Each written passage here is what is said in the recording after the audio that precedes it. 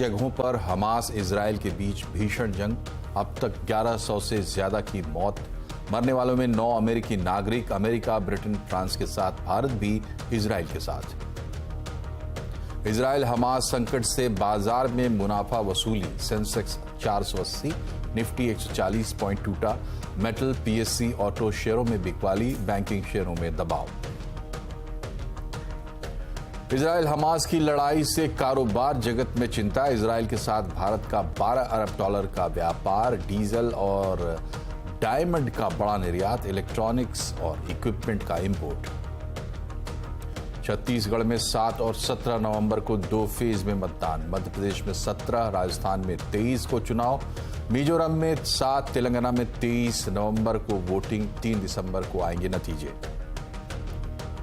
विधानसभा चुनाव से पहले कांग्रेस ने खेला जाति पर दांव। सीडब्ल्यूसी की बैठक में कांग्रेस शासित प्रदेशों में जातीय जनगणना कराने का फैसला। त्योहार पर मारुति ने घटाए कारों के दाम। ब्रेजा पर 45,000 तो ऑल्टो पर 68,000 तक की छूट। Celerio, Espresso, WagonR, Dzire, Swift पर भी ऑफर।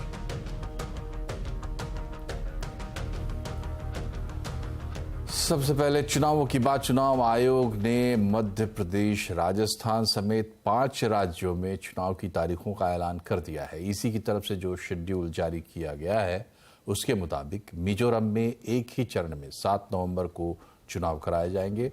छत्तीसगढ़ में 2 चरणों में 7 और 17 नवंबर को मतदान होंगे। 17 नवंबर को ही मध्य प्रदेश में भी मतदान होगा और 23 नवंबर को राजस्थान में, फिर 30 नवंबर को तेलंगाना में वोट डाले जाएंगे। 5 राज्यों की 679 विधानसभा सीटों के नतीजों का ऐलान एक साथ 3 दिसंबर को किया जाएगा।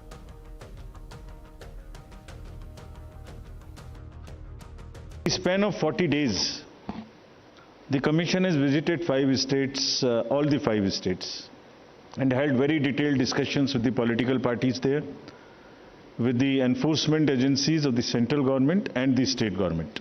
जो इलेक्ट्रल रोल है वो पूरी तरीके से प्योर हो, वो पूरी तरीके से हेल्दी हो, इसके ऊपर में बहुत एम्फेसिस है। और ये भी मैं आपको अभी बताऊंगा कि जो एसएसआर पूरी कंट्री का है वो भी शुरू होने वाला है। जो पॉलिटिकल पार्टीज हैं उनको 31 अक्टूबर तक कंट्रीब्यूशन रिपोर्ट देनी होती है कि उन्हें कहां से कितने पैसे मिले, और उसी के बेसिस पे उनको इनकम टैक्स की छूट मिलती है। सभी चीज़ों को भरने के लिए, कंप्लीट करने के लिए now new IT system has been started and in which the contribution report which is due of every year by 31st October would have to be filled.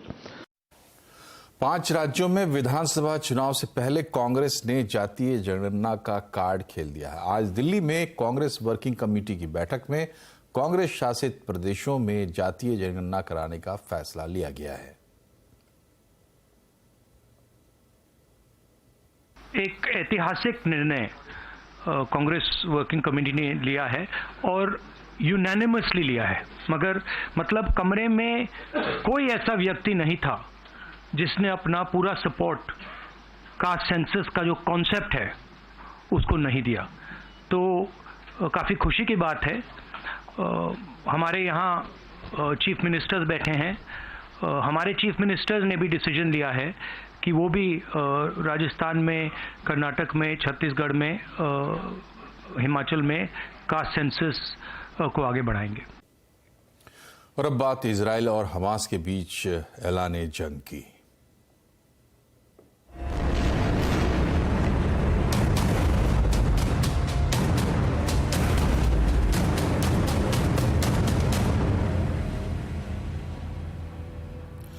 Hamas के भीषण हमले के बाद इजराइल ने जंग का ऐलान कर दिया। दोनों तरफ से एक दूसरे पर तेज हमले किए जा रहे हैं। इजराइल पर हमास के हमलों के बाद लेबनान ने भी हमला शुरू कर दिया है। इजराइल के खिलाफ इस वक्त 2 फ्रंट वॉर चल रहा है। इस बीच इजराइल की डिफेंस फोर्स ने दावा किया है कि हमास को पूरी तरीके से रौंदने के लिए हजारों सैनिक गाजा पट्टी पहुंच चुके हैं। इधर हमास ने दावा किया है कि उसने कुछ और इजरायली सेना के जवानों को बंधक बना लिया है। इससे पहले भी हमास ने इजराइल के कई इलाकों को बंधक बनाया था, जवानों को बंधक बनाया था। अभी भी इजराइल की सेना दक्षिणी इजराइल में हमास के आतंकवादियों से मुकाबला कर रही है। इजराइल हमास जंग पर दुनिया भी दो भागों में बंट गई है। अमेरिका, ब्रिटेन, फ्रांस समेत भारत इजराइल के साथ है, जबकि ईरान, तुर्की, पाकिस्तान, कतर और सीरिया जैसे देशों ने हमास का समर्थन किया है। डिजिटल प्लेटफॉर्म फर्स्ट पोस्ट की मैनेजिंग एडिटर पलकी शर्मा इस वक्त तेल अवीव में है। पलकी, ये बताइए, इजराइल हमास के बीच जंग को रोकने के कोई प्रयास हो रहे हैं क्या? जी, इस वक्त जिस तरह का माहौल है और जिस स्केल का जो अटैक हुआ है, 700 इजरायली लोगों की जान जा चुकी है, कई और लोग घायल हैं, तो ये डेथ टोल और बढ़ सकता है। तो मुझे नहीं लगता कि इस वक्त इजरायली सरकार किसी भी तरह की डील करने के मूड में है। डील का वक्त निकल चुका है। अभी वो कहते हैं कि they are in a state of war, they are fighting a war, और वो इजरायली टारगेट्स को स्ट्राइक करेंगे, सिर्फ गाजन टारगेट्स को स्ट्राइक करेंगे। और सिर्फ गाजा में नहीं, ये लड़ाई लेबनान के बॉर्डर पे भी बढ़ सकती है, क्योंकि लेबनान में जो ग्रुप है हिजबुल्लाह, जिसको ईरान का समर्थन है, उस ग्रुप की तरफ से भी हमास को काफी साथ मिल रहा है और कुछ अटैक्स की वहां से भी खबरें आई हैं। तो this war can spill beyond Gaza, ऐसा इस वक्त माना जा रहा है कि ये बढ़ सकता है। डील के बारे में इस वक्त कोई चर्चा ऐसी नहीं आई है। हालांकि इजिप्ट जैसे जो देश हैं जो ट्रेडिशनली डील कराते आए हैं हमास और इजराइल के बीच में, वो अपनी कोशिश कर रहे हैं। शुक्रिया पलकी। बढ़ते हैं आगे। हमास के हमलों के बाद तेल अवीव में हड़कंप मच गया है। एयर इंडिया ने वहां की सभी उड़ानें 14 अक्टूबर तक के लिए रद्द कर दी हैं। इसकी वजह से एयरपोर्ट पर लोगों की भीड़ लगी है। तेल अवीव एयरपोर्ट का जायजा लिया हमारे संवाददाता नीरज कुमार ने। इस वक्त हम लोग तेल अवीव के एयरपोर्ट पे मौजूद है। तेल अवीव को आर्थिक राजधानी के तौर पे जाना जाता है, इजराइल की आर्थिक राजधानी को। और दुनिया भर से आपको ये जो भीड़ अभी एयरपोर्ट पे दिख रही है, आपको एक्सक्लूसिव तस्वीरें हम आपको दिखा रहे हैं इस वक्त कैमरे पर। दुनिया भर से जो यहूदी समुदाय के लोग हैं, इनमें ज़्यादातर यहूदी समुदाय के लोग हैं, उन्हें आप देख सकते हैं। दुनिया भर से, क्योंकि लगातार फ्लाइट कैंसिल हो रही है, एयरलाइंस जो है अपने फ्लाइट एक के बाद एक कैंसिल कर रहे हैं, इसलिए दुनिया भर में जो यहूदी समुदाय के लोग हैं वो अपने परिवार से मिलने के लिए अपने घर आना चाहते हैं। और इसलिए बड़ी संख्या में, आपको अब से थोड़ी देर पहले और बड़ी तादाद थी, लेकिन एयरलाइंस फ्लाइट कम होने की वजह से बहुत कम लोग आ पा रहे हैं। Multiple airlines cancel their flights because of this war and because of this air security situation. Do you think people are getting tougher to come here? I believe that the Israeli ministry do all what they can do to bring all the Israeli citizens. We had this situation with the Turkish Airlines, but we find a solution. Also, the airlines company knows about the situation, the difficult situation, but they know how to resolve that and to bring the citizen come back to Israel. And we kind of didn't catch up on the news because there's nothing to do, and it's so scary when you're abroad and you know that like you can't catch closer flight. You people were on holiday. Yeah, we were on holiday. Israel Hamas के बीच जंग से middle east में एक बार फिर से तनाव की स्थिति पैदा हो गई है। बाजार भी डरे हुए हैं। इजराइल में काम करने वाली भारतीय कंपनियों पर भी इस टेंशन का असर पड़ना लाजमी है। ये बताने के लिए हमारे साथ जुड़ रहे हैं सुमित मेहरोत्रा। सुमित, बताइए, भारतीय कंपनियों का इजरायली कनेक्शन क्या है जिनके लिए हमें तैयार रहना चाहिए? देखिए, ये जैसे जैसे सिचुएशन बिगड़ेगी या बढ़ेगी, वैसे वैसे ये जो कंपनियां हैं उसमें भी थोड़ा बहुत बदलाव आता हुआ आपको दिखाई पड़ सकता है। लेकिन पहले तो क्रूड रिलेटेड कंपनियों पे आप नज़र रखें, क्योंकि अगर ये फर्दर वॉर एक्सटेंड होता है और कंट्रीज इन्वॉल्व होती हैं, तो क्रूड या फिर जितनी पेंट कंपनियां हैं जिनकी इनपुट कॉस्ट है क्रूड या फिर ATF, वो सब कंपनियों पर इम्पैक्ट होगा। इफ एयरलाइन अदरवाइज भी है, क्योंकि तेल अवीव की फ्लाइट्स कैंसिल हुई हैं, तो उसका भी इम्पैक्ट है। लेकिन भारतीय कंपनियों में कौन कौन सी कंपनियां? पहले तो पूरा IT स्पेस, जहां पर Wipro, TCS, Infosys, tech Mahindra, L&T tech, ये कुछ ऐसी कंपनियां जिनके वहां पर इधर काम है या फिर कुछ एक्सपोजर वहां पर है। अदरवाइज में Sun Pharma, Adani port, Jain irrigation, L&T, SBI, ये कुछ और ऐसे नाम है जो कि उस तरफ पे अपना एक्सपोजर रखते हैं। किस तरह से इन कंपनियों का एक्सपोजर है वो एक एक करके आपकी स्क्रीन पर आएगा। पहले तो सन फार्मा की subsidiary tarot pharma Israel based company है। हालांकि टैरो का जो डोमेस्टिक रेवेन्यू है करीब 8% के आसपास है और ओवरऑल सन फार्मा के रेवेन्यू में 1% का इंपैक्ट आता है। तो बहुत ज़्यादा इंपैक्ट तो नहीं है, लेकिन सिचुएशन आगे कितनी क्राइसिस में आती है उसके ऊपर बहुत कुछ डिपेंड करेगा। लेकिन 1% के आसपास सन फार्मा का ओवरऑल रेवेन्यू इजराइल से आता है। अदानी पोर्ट ये दूसरा नाम है जहां पर 2022 में हाफिया पोर्ट में कंपनी ने एक बड़ा इन्वेस्टमेंट किया है और कुछ देर पहले जो कंपनी ने मेंशन भी किया कि करीब 3% के आसपास का रेवेन्यू इस पोर्ट से आता है और ज़्यादातर सारे जो एम्प्लॉयज़ हैं वो फिलहाल सही सिचुएशन में हैं। लेकिन क्योंकि वहाँ पे एक्सपोजर है और ये पूरा इम्पैक्ट अदानी पोर्ट का आप अदानी ग्रुप पे आज देख भी रहे हैं। अदरवाइज जैन इरिगेशन कंपनी ने एक नान इरिगेशन के नाम से एक आर्म अपनी इजराइल में सेटअप की है और वो जो है उसमें बड़े पैमाने पर एक अच्छा निवेश भी कर चुकी है। तो इस कंपनी के लिहाज से आप जैन इरिगेशन के ऊपर भी नज़र बना कर रख सकते हैं। आईटी सेक्टर में 2016 में विप्रो ने इजरायली कंपनी गिवॉन को खरीदा था और वहाँ पर इसके ज़रिए उन्होंने अपने कारोबार को एक्सपैंड भी किया था। तो विप्रो इस लिहाज से टीसीएस, इन्फोसिस, टेक महिंद्रा का भी वहाँ पे थोड़ा बहुत एक्सपोजर है, लेकिन क्योंकि इनका मेजर एक्सपोजर यूएस मार्केट्स में और यूरोपियन मार्केट्स में होता है तो बहुत ज़्यादा नहीं, लेकिन फिर भी एक्सपोजर यहाँ पर इनका है। एल&टी टेक ने भी एक अपने जेरूसलम में नई अपनी आर्म लगाई सेटअप की थी और वहाँ पर भी फर्दर एक्सपेंशन किया। तो उस लिहाज से आप इसके ऊपर भी नजर रखेंगे। तो पूरा आईटी सेक्टर इस लिहाज से इंपॉर्टेंट है। एल&टी यहाँ पे इन्होंने जेरूसलम में एक सेंटर ऑफ एक्सीलेंस नया शुरू किया है और मिडिल ईस्ट में कंपनी कामकाज वैसे भी अदरवाइज काफ़ी करती है। तो अगर इसके जो दायरा बढ़ता है अगर इस लड़ाई का, तो भी एल&टी, वोल्टास जैसी जो कंपनियां हैं इनके ऊपर आपको नजर रखें कि मिडिल ईस्ट पे काफ़ी काम करते हैं। पीएसयू बैंक में इकलौता बैंक है एसबीआई जिसकी तेल अवीव में एक ब्रांच है, बाकी किसी बैंक की नहीं है, लेकिन एसबीआई की ज़रूर है। तो अगर कुछ भी इशूज आते हैं तो इस लिहाज से भी आप यहाँ पर नज़र बनाकर रख सकते हैं। और तमाम डिफेंस कंपनियाँ जो कि इजराइल के साथ स्ट्रेटेजिक टाइप में है, तो अगर डिमांड साइड बढ़ती है तो उस लिहाज से भी इनके ऊपर ऑर्डर्स आ सकते हैं और अदरवाइज भी इनके ऊपर आपको नजर रखनी होगी। तो ये वो कंपनियां हैं जिनका इधर एक्सपोजर है या फिर किसी ना किसी तरीके से इजराइल में इनका कनेक्शन है, तो आप इन सब पर नजर बनाकर रख सकते हैं। तो सुमित, अब लगे हाथ बात कर लेते हैं बाजार की। आज बाजार पे भी इजराइल हमास की जंग का असर साफ साफ देखने को मिला। गिरावट पर बाजार बंद हुआ 483 अंक सेंसेक्स और 141 अंक निफ्टी गिर गया और ख़ास करके पीएसयू बैंकिंग वगैरह में ज़्यादा गिरावट देखने को मिली है। तो ये बताइए सुमित कि सेक्टर्स और शेयर्स कौन से रहे जहां सबसे ज़्यादा एक्शन हुआ? देखिए, आज प्रेशर तो रहा मार्केट्स के अंदर और जो मिड कैप स्मॉल कैप है वहां पर भी काफ़ी दबाव देखने को मिला, लेकिन जो फिर भी कुछ शेयर थे निफ्टी के जो कि हरे निशान में बंद हुए, उसमें डॉक्टर रेड्डीज करीब 1.25% ऊपर, एचसीएल टेक 1% ऊपर, टाटा कंज्यूमर 0.5% ऊपर और ONGC flat to positive side पे बंद हुआ। गिरने वाले शेयरों में Adani port, HDFC life, Hero MotoCorp और एम&एम, जहाँ पे न्यूज़ फ्लो का इंपैक्ट था हीरो मोटोकॉर्प और अदानी पोर्ट में, लेकिन अदरवाइज भी यहाँ पर काफ़ी बिकवाली आते हुए दिखाई पड़ी। मिड कैप गेनर्स में आज आईटीआई, केन्स, एंजल वन और एसी आर्शियन केमिकल, इनमें कुछ हद तक खरीदारी थी। 3% से लेकर 12% तक का उछाल था। लेकिन मिड कैप में गिरने वाले शेयरों में bank, PSU bank specially, IOB, central bank of India, UCO bank, तीनों के तीनों 6.5% के आसपास ही बिकवाली के साथ बंद हुए और साथ साथ इरकॉन करीब 6% के आसपास ही बिकवाली यहाँ पर भी आते हुए दिखाई पड़ी। तो PSU banking, PSU otherwise stocks के अंदर आज काफी प्रेशर बनता हुआ दिखाई पड़ा।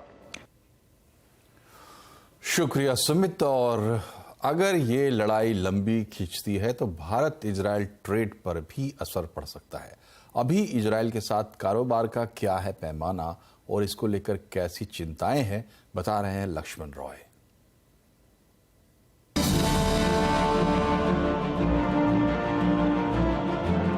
इजराइल और हमास की लड़ाई लंबी चली तो सबसे ज्यादा चिंता है कच्चे तेल की कीमतों में उछाल को लेकर।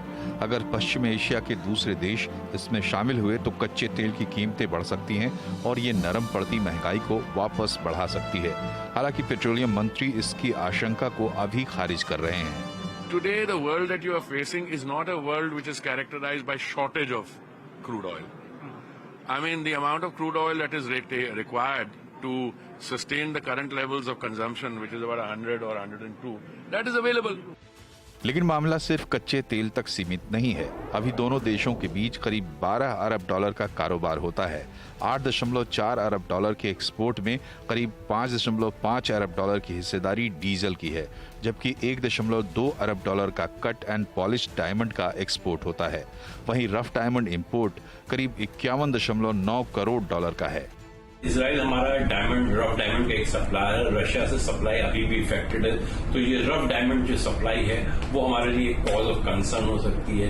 जिस तरह स्टॉक मार्केट कोलैप्स होने, there will be flight of capital जो है डिफरेंट कंट्रीज से यूएस के लिए जाएगी, जिससे यूएस डॉलर एप्रिशिएट होना जाएगा। हमारे शिपिंग के लिए हमारे चैलेंजेस आ सकते हैं। इसके अलावा इजराइल से करीब 41.1 करोड़ डॉलर का इलेक्ट्रॉनिक्स और टेलीकॉम कंपोनेंट इंपोर्ट होता है। इजराइल से हाई एंड मेडिकल इक्विपमेंट का भी इंपोर्ट होता है। साथ ही दोनों देशों के बीच करीब 1.3 अरब डॉलर का सर्विस ट्रेड भी होता है। हमारे यहाँ से software development, IT consulting, data processing की सर्विस इजराइल में दी जाती है। भारत इजराइल के बीच टूरिज्म का भी अच्छा खासा कारोबार है। लक्ष्मण रॉय, दिल्ली। और दिल्ली में इजरायली पर्यटकों के कम्युनिटी सेंटर खबाद हाउस में लोगों के अंदर इजरायल में हुई आतंकी घटना को लेकर गुस्सा है। हमारे संवाददाता रोहन सिंह ने कुछ ऐसे ही पर्यटकों से बात की। I think Israel is very strong, and what's happened, that it's happened. But from here, I think everybody will see Israel very strong and will come out of it, I'm sure.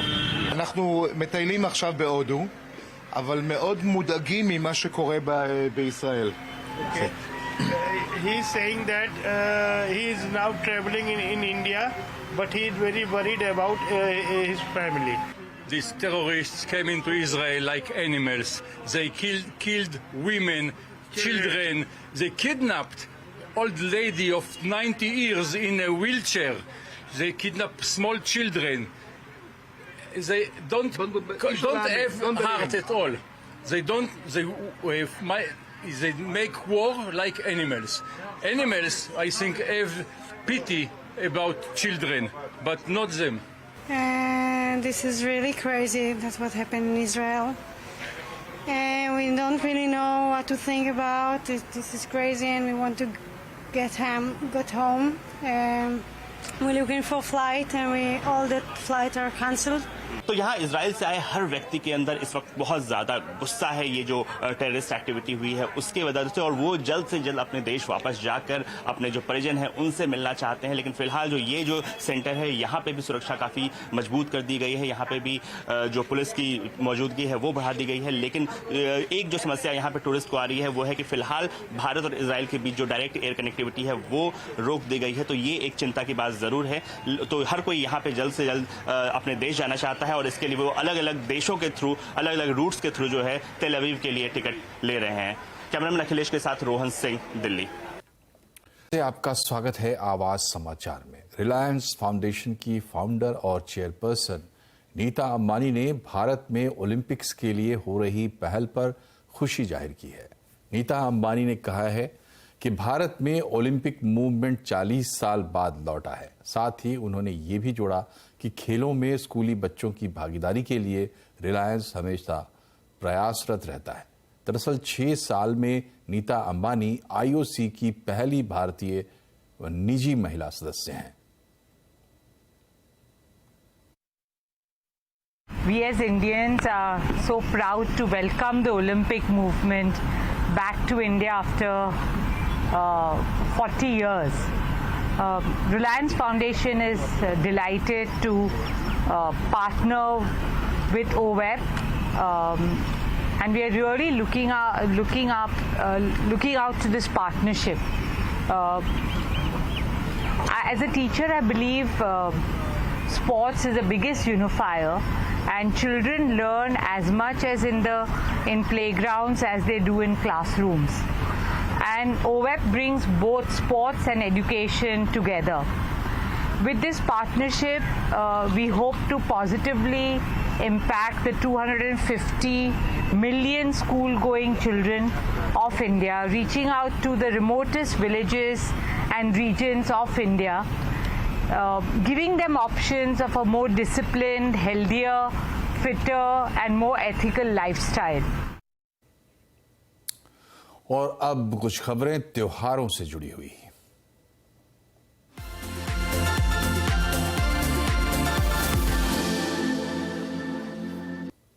Festive season आते ही car बाजार में हलचल बढ़ गई है। कंपनियों ने ग्राहकों को खींचने के लिए कारों पर ऑफर देने की शुरुआत कर दी है।